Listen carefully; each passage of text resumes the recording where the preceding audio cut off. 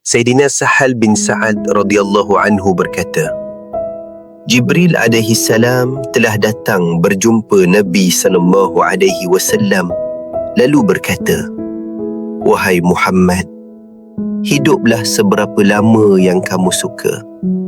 Kemudian sesungguhnya kamu akan mati juga. Buatlah apa-apa amalan yang kamu suka. Kemudian sesungguhnya kamu akan dibalasi ke atas amalan kamu itu. Cintailah sesiapa yang kamu kehendaki. Kemudian sesungguhnya pasti kamu akan berpisah daripadanya.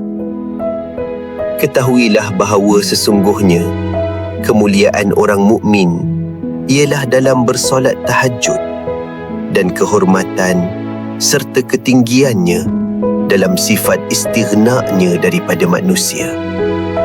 Tabarani Targhib. Istighna ialah sifat kaya hati, tidak berharap dan tidak meminta kepada makhluk.